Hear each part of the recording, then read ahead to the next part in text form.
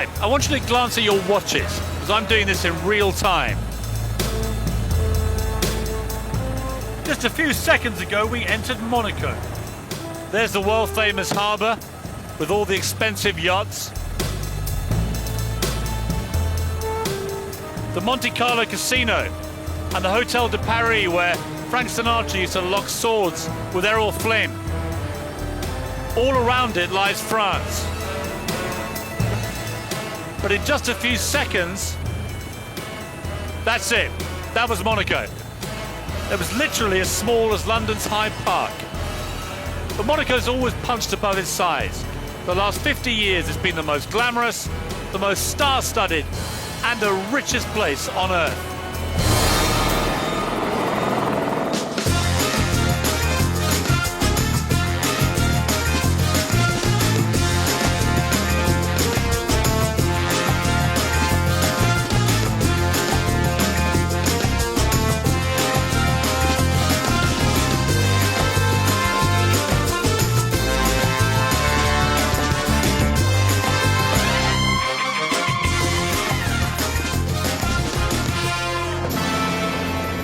Monaco may be minuscule, but thanks to the Grand Prix, Grace Kelly, and the superstars who flock here, it's got a big reputation that's transformed it into a land where money is king. How much is this going to cost me? 1,100,000 euros. So that view is worth about £30 million. Yes. If I've got £500 million to spend, you're the man. Absolutely. The place is crawling with millionaires, more in fact per square metre than anywhere else on the planet. There's probably 2,000 millionaires. And how many billionaires? 50. And most of them are lured here by its tax haven status. So who are these mega rich and how do they spend their time and their money? Do you use that jacuzzi, Mohammed? Yeah, sometimes. Not naked, I hope. Of course. And just how many zeros do you need on your bank balance to live this lifestyle? You are really James Bond, aren't you? How the hell do I answer that? But does wealth equal happiness? Everybody believes in money like a kind of a religion. And what about those who don't have quite so much spare change? I think a lot of people who are workers are being squeezed out. Monaco doesn't often open its doors to the cameras, but I've been given a unique opportunity to scratch beneath the surface and ask how this tiny limpet of land on France's underbelly went from seaside resort for idle aristocrats to playground paradise for the absurdly affluent. If you're a rich Brit with cash to spend and taxes to avoid, then Monaco is definitely for you.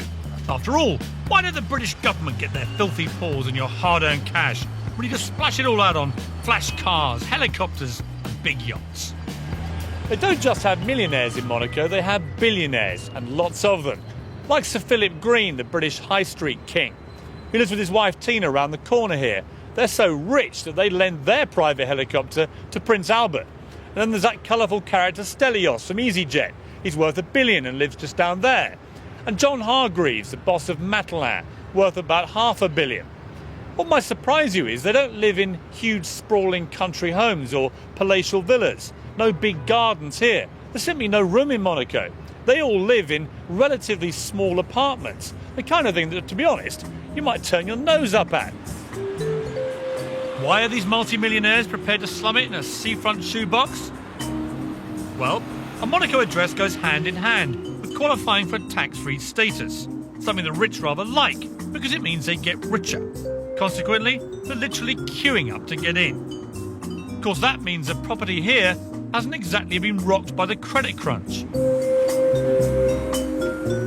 So just how much do you need to fork out for a quality pad if you're one of the big players? These are what we're going to see. King of real estate, Michel Dotta, is taking me to see a little something in the primest of prime locations. But stay watching, because its price tag might make your eyes water. So here we are, we're in one of Monaco's best apartments. How many rooms does this apartment have? Okay, this flat has a big living room, dining room, 4 bedrooms. So we go upstairs? Yeah, if you want. Okay. Yeah, with pleasure. What makes this place unusual is that it has 2 levels and offers something that in Monaco is harder to find than a copy of Socialist Worker: outside space. I mean, what a view. This has to be the best view in Monaco, Michel. Yes, this is the best view of Monaco because you are facing the palace and you are directed to the south, which means then you got sun from early morning until the end of the day with the Monte. And when the Grand Prix is on, you can just stand and watch the cars go. Yes, you can see the Formula One Grand Prix seated in your rocking chair and have a drink, a cup of champagne.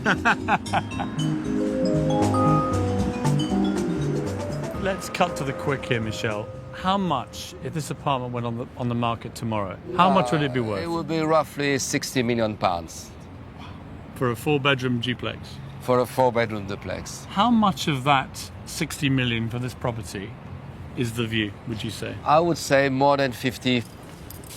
So that view is worth about 30 million pounds. Yes, that's right. Good. That's an expensive view. Is it expensive view? Is what the people they like to have here. Luckily, it's rarely cloudy, and with average prices of £40,000 per square metre, it's the most expensive place to live in the world. Clearly, there's no financial meltdown here. Smack bang in the centre of Monaco is the most famous area, Monte Carlo, home since the early 1900s to the legendary Monte Carlo Casino and the Hotel de Paris, 5-star of course. It's a place to see and be seen, but naturally, it's here that I headed to have lunch with expat millionaire Mike Pegram. And here we come, if you're going to lunch at the Hotel de Paris. 8 years ago, Mike sold his chemical business in England for £44 million. He then upped sticks to Monaco, thus saving himself capital gains tax of around 13 million quid. And that's what you call a shrewd move. It is impossibly glamorous here. There's been Rolls Royces, Ferraris, Aston Martins, Lamborghinis. It just takes a little getting used to. I think you'd get into the swing. I feel you'd be quite natural down here. I think I'd love it here.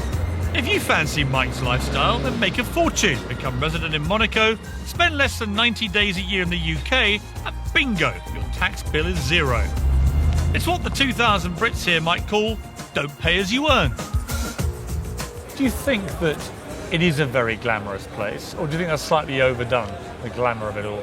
Well, one of the things I say about Monaco is anything that money buys, Monaco delivers very well. Whether it's 5-star hotels, restaurants, we've got a very nice cultural life as well. I'm a friend of the opera, a friend of the orchestra. On the other hand, in the last 3 weeks, I've been to Diana Ross, Celine Dion and Katie Melua. I suppose it does make being exiled in a self-imposed tax prison slightly more bearable.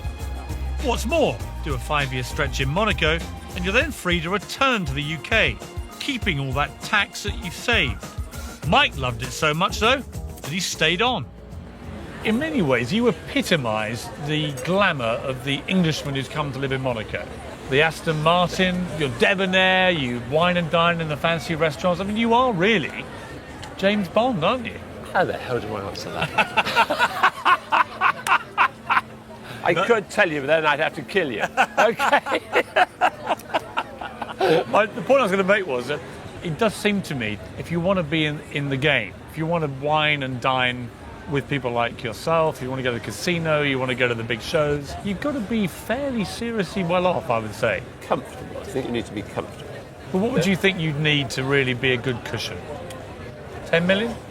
Yes, I think probably you could manage on that if you exclude the money you've got tied up in property. 10 million should get you by. Yeah. Adequate, you think? Comfortably. With the odd highlights now and again. Tragically, I don't have that kind of money, but coming up, I'll find out what it costs to join the yachting set. I always say to people, never spend more than 10% of your net worth on buying a yacht. How the pace of life in Monaco is changing fast, Due too many parked cars to the side. and I'll get the business lowdown from a real dragon. There has to be a prize for being successful, Piers. And maybe Monaco is the prize. So Monaco's a tax haven with more millionaires per square metre than anywhere else in the world. And in the planet's most expensive property market, a room with a view will set you back an arm, a leg and most of your torso. How did this pocket-sized principality get to be such a big player? And when no one bats an eyelid at 10 million, just how much cash do you need to stand out in the crowd?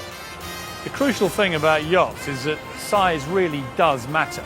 That's about a 55-metre yacht, pretty big, pretty imposing. That's a bit bigger. Bag girl. 60-odd metres, I would say.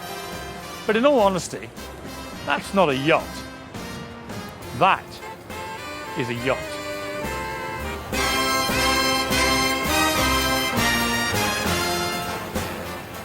At 105 metres, Lady Mora dominates the harbour. And when she was built for a Saudi businessman in 1990, she was the biggest yacht in the world. Today, she's worth £250 million. It's what you might call a floating asset. Does size really matter? It only matters up to the point that you might want to have something a bit bigger than your next door neighbour. And of course the annoying thing is if your next door neighbour builds something bigger, then you've got to build another one. And does that go on? It certainly does. I mean, the average... Nick Edmiston, known locally as Mr. Yacht, is the leading boat broker in town. He's your man if you're after something nautical but nice. This harbour is astonishing. I like some of the more expensive, high-end propositions that we've got Well, here. the big boat coming into the harbour right now, and the new cost of a boat like that today is between, say, 40 and 45 million euros. Really? I always say to people, never spend more than 10% of your net worth on buying a yacht. So you should be worth a lot of money to buy one of those. 400 million. Yeah, we do, say £500 million is an easy round figure. So if I've got £500 million to spend, you're the man. Absolutely. Or you've got more to spend. And as the credit crunch bites around the world, is there much sign of it in Monaco Harbour? I think the honest answer is no, at the moment there's not. I mean, I think it would be foolish for me to say that there will never be any sign of it. But, even if you look back into the 1930s, in the height of the recession there, rich people were spending a lot of money. And the fact is, the rich like spending money when other people are not spending it.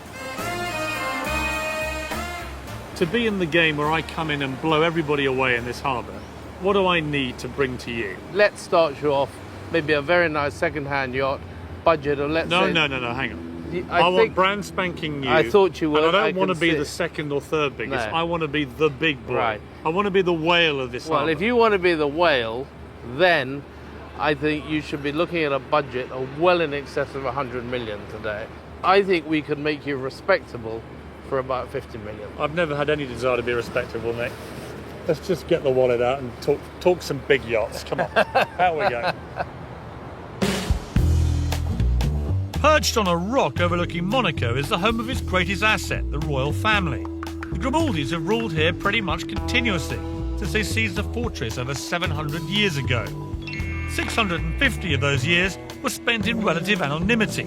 But in 1956, the then ruler, Prince Rainier III, married Hollywood movie star Grace Kelly in a fairy tale wedding that was watched around the world by 30 million viewers. It was the PR coup of the century. Overnight, the golden age of Monaco took off, and it went from obscurity to a brand that became synonymous with glamour and elegance. Grace gave Monaco the cachet that money just can't buy. It ended in tragedy 26 years later, when the car that Grace was driving plunged down a cliff. But her legacy lives on through her children, Princesses Caroline and Stephanie, and the current ruler, Prince Albert. Albert, now 51, succeeded his father in 2005. His photo hangs in every public building, not because it's law, but because the people genuinely believe that he is the key to maintaining Monaco's future. If you want to try and understand the difference between Britain and Monaco, then look at two copies of newspapers today. One's the Daily Mail from back home, Knives, Why No Part of Britain is Safe. And then we turn to the local paper, the Nice Matin, Monaco edition, which has as its main story a couple of ballet stars. Page 3 is a series of pictures of glamorous yachts in the harbour. And my favourite story is on page 5, a 94-year-old local resident who's gone hang gliding. And of course, there's always the weather report.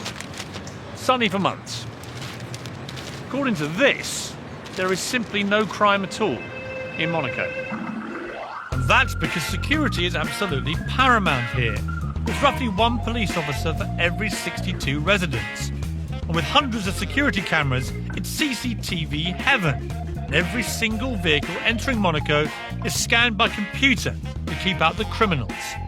It's also spotlessly clean. The streets are scrubbed every morning. So after splashing out on a Versace gown and Jimmy Choos, you can tool around town without fear of stepping in something untoward. I mean, what's the point of spending your billions on the best that money can buy if you can't show it off?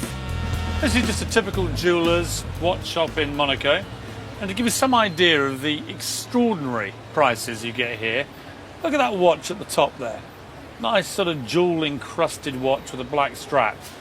When I first saw that, I thought, oh, it looks pretty good. Maybe 1,000 euros, 2,000 maybe. If it was really expensive, 5,000 euros. Let me tell you what that watch actually costs. 1 million euros. The flash watches here are 10 a penny. Well, 10 a million, as are Ferraris and Lamborghinis. So what do I really need to get noticed in Monaco? So Bruno, look, I want to buy a new car and I need one that fits my personal brand. What would you suggest? Hello, I have one car for you. It's an exceptional car. It's a Bugatti Veyron. Exceptional is almost an understatement. The Bugatti Veyron has a top speed of 253 miles per hour and is the most expensive car in the world. But get this, there are 6 of them currently registered in the square mile of Monaco. I suppose, look, the real question, Bruno, is how much is this going to cost me? It's 1,100,000 euro without tax. 1,100,000 euro without tax. Exactly. At the same price as the watch, the car suddenly looks a bit of a bargain. And you can't do me a discount? No, sorry for this car. It's exceptional to have one car available in the market. Well, Bruno, yes. You got a deal. Okay, thank you very much. Right, I've bought the best car, the best boat, the best watch and the best pad. I've spent £162 million in the process. But it's all been worth it, because now I'm the daddy. Or am I? One man who can put things into perspective is James Khan of Dragon's Den. He's been coming here on business for over 10 years and recently invested in Avalus, a Monaco company that specialises in providing luxury travel for the mega wealthy. How competitive is it down here? Because you meet a very rich guy and he's got $1 billion in the bank, and then Philip Green walks around the corner, he's got $4 billion. So I mean, the guy with $1 billion suddenly feels rather cheap and poor. I think everything beyond 100 million, Piers, is actually irrelevant. If you've got 100 million, there is only so much you can do. I mean, how many mobile phones can you carry? I mean, you say that, but take Roman Abramovich. That's his boat there. Okay. And it's parked in Aix, round the corner from Monaco, because it's simply too big to get into the harbour. Now, he's got 3 like that, and he's building an even bigger one, the world's biggest yacht. And you can't help thinking that the only reason he's doing this is to be top dog. Sure. That concept of competition exists amongst probably the world's 50 richest people. Yeah. And of course, at that level, it's about the biggest private plane, the biggest yacht, the biggest mansion. But I think for us mere mortals... For the mere 100 million bracket. That's right. It's a different game. And remember, Piers, in Monaco, there's probably 2,000 millionaires. I mean, 2,000 millionaires is a reasonable number. And how many billionaires? I would say probably now 50. 50 billionaires? Yeah, absolutely, no doubt. 2,000 millionaires in a population of 35,000. Which is obscene. I suppose the last question I have for you is, having heard all this, how do I get to the 100 million? Someone well on his way to that 100 million mark is Miles Mordaunt. An ex-racing driver, he came here 6 years ago, having made his fortune in marketing around Formula One. And is one of those rapidly becoming the new face of Monaco. Very rapidly. Few too many parked cars at the side. Now, if we were driving along in your white Lamborghini in England, probably most people would look at you in your shades, looking fit and tanned, and in your white shirt and think, toss it, to be perfectly honest with you, Miles. Over here, I've noticed as we drive around, it's a very different kind of non-envious environment, isn't it? It's one of the positive aspects of living down here. You can have a car that you like, you love driving, you enjoy it, and there's not some kind of horrendous envy from everyone. Unlike some, though, Miles isn't here to spend. He's hoping to make, and sees Monaco as one big business opportunity. It used to be elderly couples retiring here, and that's not what it is now. I mean, I find the place stimulating. I think it's a real hotbed of entrepreneurs now. You know, a lot of the people you rub shoulders with, they're interesting guys. So, Miles, look, tell me where Monaco begins and ends here. It's probably actually about 60% of what you see there. So it's actually a strip along the left-hand side. So all the tall buildings you see are in Monaco. So that actually gives you a perfect line along the back. It then comes back in. So most of what's going on up the hill there, that's not actually Monaco. That's France. It's France. So that tall building towards the back is where Monaco ends? Yep. So if you rented a flat in that building, you could live 5 meters the other side of it and pay a tenth the price. But you wouldn't be looked after in the same way as a non-Monaco, Monaco resident. Re the safety. Have you ever seen a fight in a bar? No. There seems to be something about Monaco. I think when people come to Monaco, they understand it just has this persona and people seem to raise their behaviour. They also have some interesting rules here. You can't walk around the streets of Monaco with no shirt on. So, I don't know, I think yob mentality, things like that, if you nip them in the bud, they don't start, and people always seem very, very well behaved and respectful. Monaco today does seem like utopia for those who can afford it, that is. But incredibly, back in the mid-19th century, the country was on its knees, one of the poorest places in Europe, a lot ropier than utopia. Its saviour was the building of the Monte Carlo casino in 1863. Within just a few years, it was generating so much money that Monaco was able to abolish income tax. And there's further protection for the monegasques, as those born and bred here are known. It's illegal for them to gamble in their own casino. 2 perfect examples of how the house always wins. Inside there are 6 exquisite gaming rooms. If you're a high roller and want to play in secret, there are plenty of private gambling dens behind mirrored panels. John, how are you? I'm here to meet professional gambler John Duthie. Now, John, you have actually won £1 million in one session, haven't you? Yeah. A stupid question, but what does it feel like to win $1 million? Funny enough, when I won it, it didn't really strike me. And then suddenly, when it cleared my account, I just suddenly realised, it's a very large sum of money. You can take a lot of pressure off. But in the end, like all casinos, they win, right? Of course. I mean, that's the risk you take when you come into a casino. Obviously, you're a big gambler. You've been in Vegas, all the big hot spots.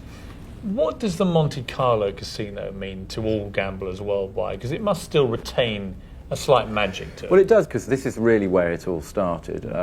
Everything about Monaco is just luxury. You just feel you're sitting in luxury. Everything, the chips, the personnel, the way you're treated, outside. There's something very, very special about it. It really is the mecca for gamblers. I love these chips. They're all very colourful and glamorous, and they look like nice little toys. And then, of course, you look at something like this, and that says 200,000 euros. Yeah. So if I was to put that there, that is 200,000 euros. Yeah. OK, I've emptied all my piggy banks. It's time to try and find out what it's like to win millions. In front of me, I actually have chips to the value of €1 million. And I'm going to put the whole lot on red. It's double or nothing. 2 million in the bank. Get in there. Well done. Thank you very much, Philippe. I'd like my chips, please. On the surface, Monaco looks like a gamble that's more than paid off. But there are 2 sides to every story. So, I'll be venturing into the less salubrious neighbourhoods. Other people's dirty washing and a building site. Personal space seems to be less important here. I mean, to put it mildly. I'll be asking if Monaco can cope with the influx of even more money. Certain nationalities coming in are prepared to pay any money to get an apartment. Stupid money. And I turn to the dark side. There's an awful lot of hookers here.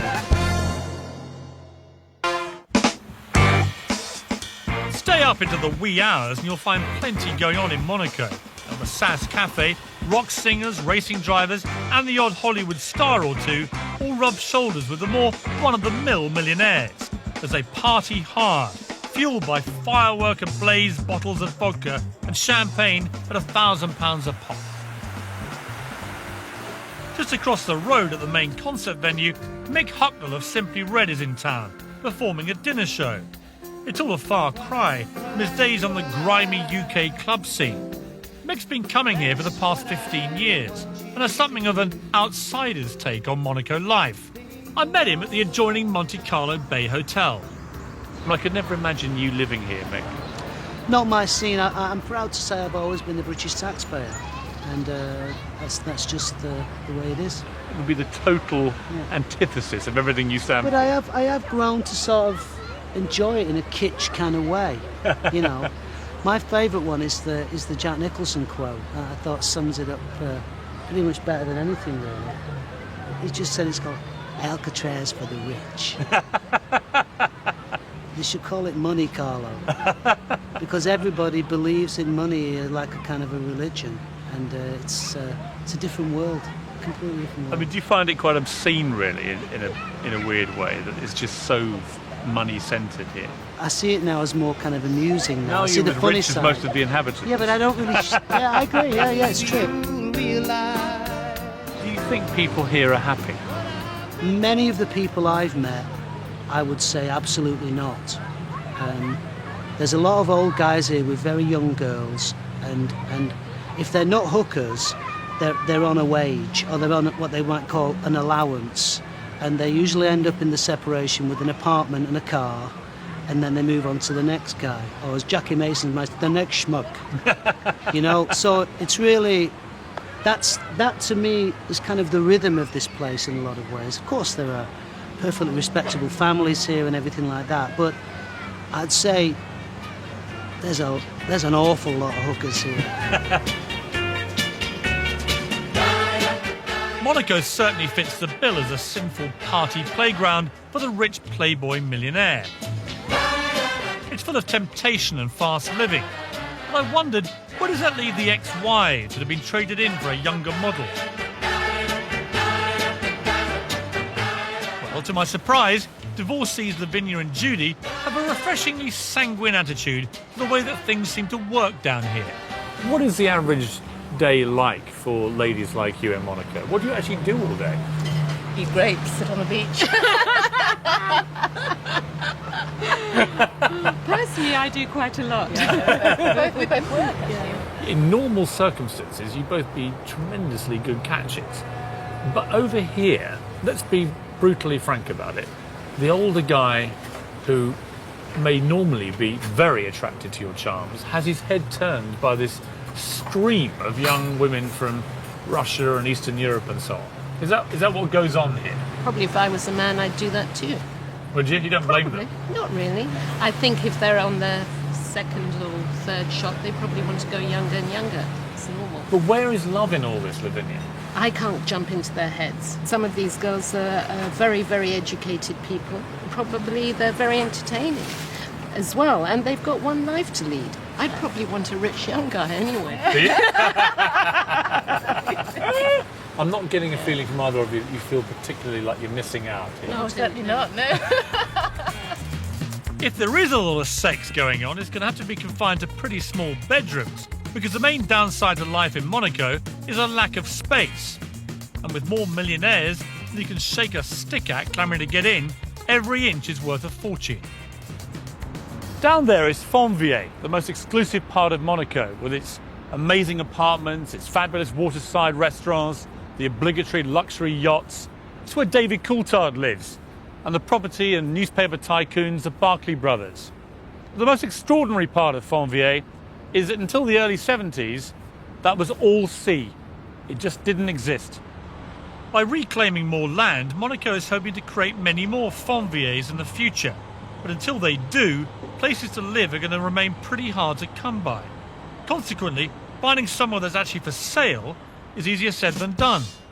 And that's why 70% of people in Monaco rent, including the likes of Shirley Bassey, Ringo Starr, and even Monaco's richest resident, Sir Philip Green. They all live in apartments that will set you back a tidy £25,000 a month.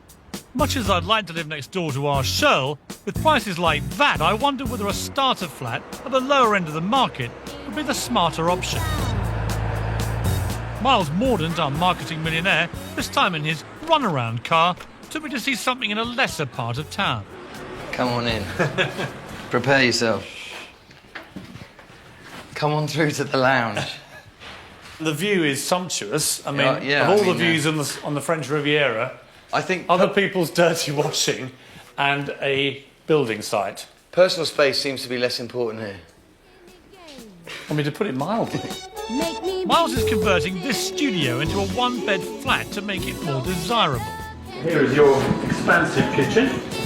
I can almost up to the sides. How much are you asking for this? This is for sale for 1.5 million euros. You're joking. No. You're serious? Yeah, and I think it'll actually go fairly quickly. 1.5 million euros? Yes. Over 1.2 million pounds? For? 47 square metres of luxury. Monaco is already the most expensive country in the world to live in. Add in Russian oligarchs heating up the property market and rents soaring, and you'll understand why the workers here on an average wage of just over £2,000 a month are starting to complain. Mr. Bryan moved to Monaco in the 1970s and set up his catering firm selling posh nosh to rich aristocrats. And no, they don't eat dogs. That's just Lulu.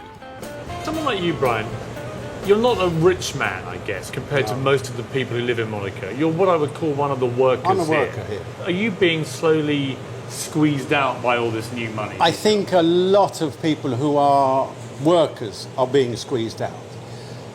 20 years ago, 25 years ago, workers lived in Monaco.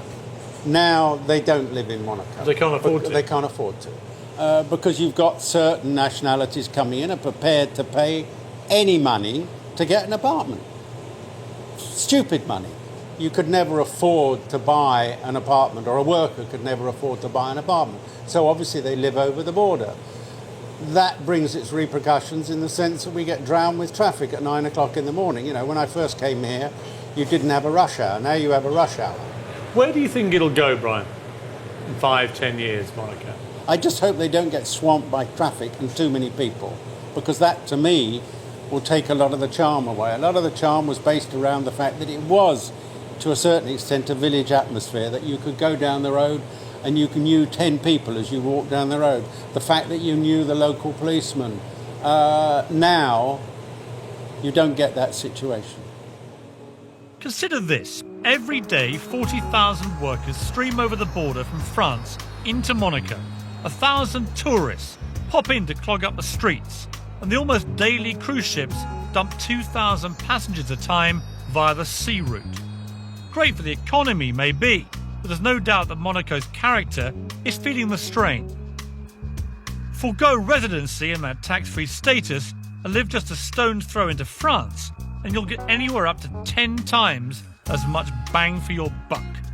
Supermodel and Monaco resident Teresa Maxova took me to see a friend's house just 20 minutes from Monte Carlo.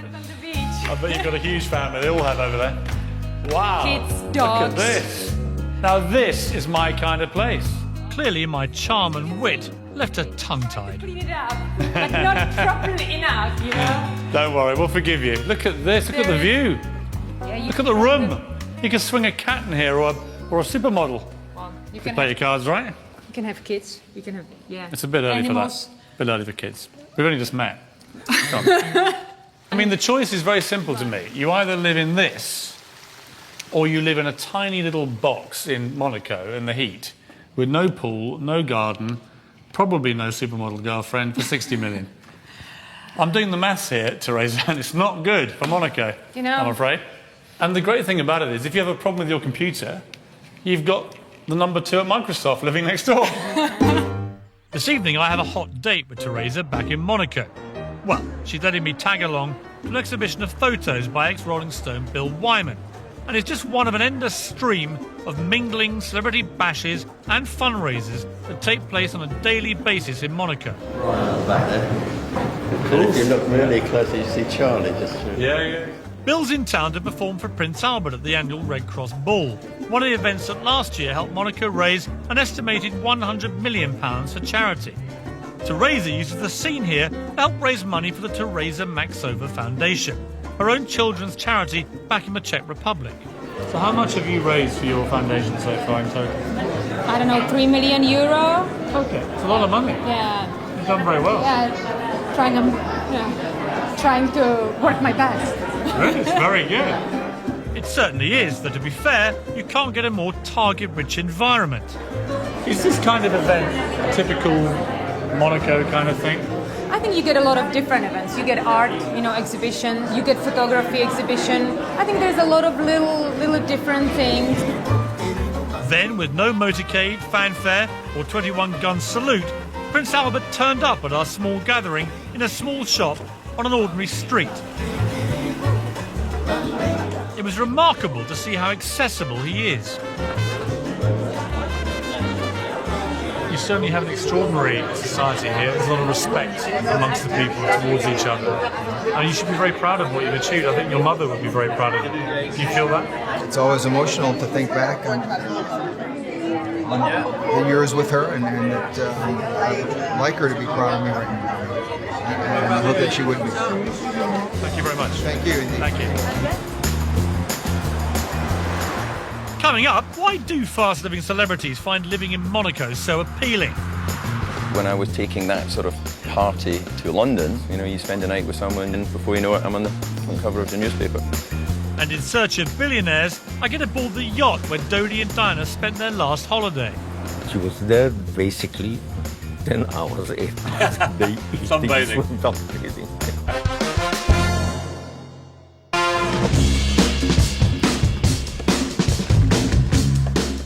The Monaco Grand Prix is the most glamorous motor race in the world, and David Coulthard has won it twice.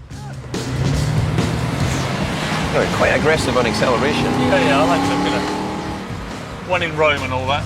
Use the horses. I mean, incredibly glamorous when you come through here. When you're in a racing car. It's just the ultimate glamorous Grand Prix. It's everything that a Grand Prix should be. The Grand Prix started in 1929, and as you can see, was as glamorous then as it is now. Okay, well maybe not, but it was a long time ago. What is true is that it instantly captured the world's imagination, and today is broadcast to 100 million people. For Monaco's image, it's a marketing gem. I've got to say on behalf of every tabloid newspaper, thank you for everything you did for us, because you were perfect. You were the racing driver who liked spending money, partying, and lots of pretty girls. It was great. It was fantastic because you had the safety of being able to go out, enjoy yourself, enjoy all the trappings of success, but knowing that you were only 1 kilometre from your apartment if you needed to head home quickly, and knowing that you weren't going to get into too much trouble. Whereas when I was taking that sort of party to London, you spend a night with someone, you think you'll know nothing more of it, and then before you know it, I'm on the cover of the newspaper. So here you are, very committed to the hairpin. I think we might actually get some squealing of the tyres here. That's very impressive, Piers. Thought you were going to hit the van. Were you getting a bit nervous there? I was. I thought the van was in your blind spot. Dave is now retired from Formula One and sees his future settled here, running his businesses, like his hotel. Had to happen. He nearly hit my hotel, for God's sake. Although attracted mainly by the tax savings, David also came here for the privacy it affords. You see, in Monaco, the police operate a zero-tolerance policy on paparazzi, so he can do whatever he likes and no one will be any the wiser. Given that racing drivers now are big celebrities worldwide, is it quite nice to be able to live in relative anonymity here? Absolutely. It's totally unique. I've never seen anything like this anywhere in the world. There is no paparazzi.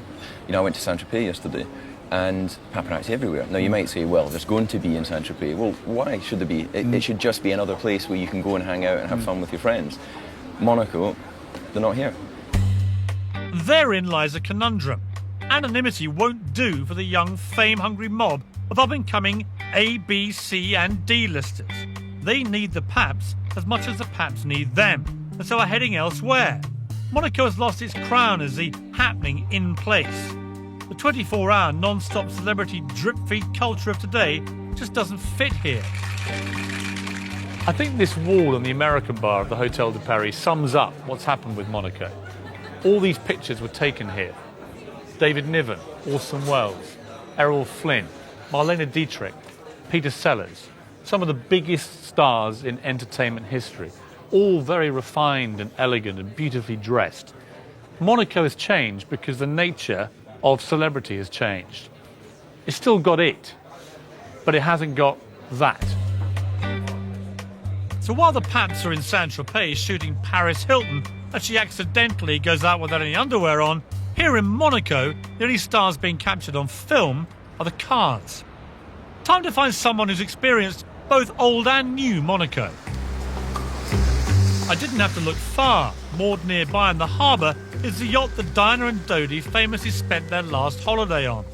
And on board is equally famous and seriously wealthy owner Mohammed Al Fayed. And circling us, the sailing boat that was once Dodi's pride and joy. Do you use that jacuzzi, Mohammed? Yeah, sometimes. Not naked, I hope. Of course. You like to try? Not on camera, I don't know. We have I don't want to embarrass we have you. bikinis here. So this is the big command desk, yeah? Do you ever drive it yourself, Mohammed? Sometimes. Yeah? But it's very complicated, you know.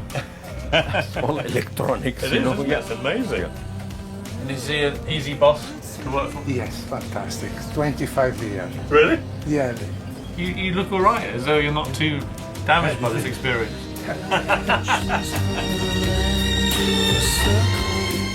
We're on your boat. I've spent the entire week in Monaco trying to find a genuine, bona fide, stinking rich billionaire. And here you are. Thank you. What I didn't know about you was that Monaco is actually a very special place to you. Yeah. You've been here over 40 years. That's right. As a resident, and your boat's moored in the harbour. And in those early days, it was impossibly glamorous. I mean, you had Liz Taylor and Richard Burton used to moor their boat next to yours. Yeah. And you were there. You were part of that scene. Absolutely. I mean, Grace Kelly was there with Richard and Elizabeth. What was she like, Grace Kelly? Spectacular woman, very human, down to earth, always laughing, great sense of humor. In many ways, the parallel with Grace Kelly and Monaco is very similar to the effect that Diana had on England. Both ended in tragedy, obviously, but you knew them both, very unusually. Yeah, absolutely. I mean, Grace Kelly, just very, very ordinary person. People loved her. Diana was, for me, is a saint, you know. She's just a spectacular woman again. God blessed her with so many humanity and caring, and is a memory for me. When I come, I just still feel their soul still moving around the place. Diana loves Diana, jokes running everywhere, you know, and her favorite place is up there. She was there basically 10 hours, 8 hours a day. Sunbathing. Sunbathing. What do you think the future of Monaco is going to be, Mohammed? I think we'll stay. It will stay forever. We've been here for a few hundred years. And then also for Prince Albert, you know. He's loved, he's cared by the people. No one will dare to do anything to that place because he's so popular, you know. He's incredibly popular. Yeah. Grace Kelly have put in her case. She loved them, she cared about them. She gave them a lot of principle in life. And she grew up with this quality, which she have. And it's a blessing for Monaco that she was here and married Prince Rene. It was tremendous. So what have I learned about Monaco? Well, it's very clean. There's no litter or graffiti. The sun always shines. There's little crime to speak of, and it's very private. But let's face it, the main reason that most people live here is to avoid paying tax. And that kind of sticks in my gullet a bit, to be honest. I mean, after all, I pay tax, and so do most of you. But before I went back to the world of pollution, paparazzi, freezing rain and PAYE, this question still bugged me. So I turned once again to Dragon James Khan for the answer. There'll be lots of people watching this programme who will be thinking, these bastards, why should they not pay any tax like me? Well, let's be honest, Piers. The choice that they took is the choice that's available to everybody. Yeah, but James, come off it. Look, it is not openly available to 95% of the British population to come out and live in Monaco. Apart from anything else, a croissant would break the bank. There has to be a prize for being successful, Piers. You know, what's the point in working so hard all of your life if there isn't a prize at the end? And maybe Monaco is the prize. It is a pretty good prize, and for that reason, I'm in.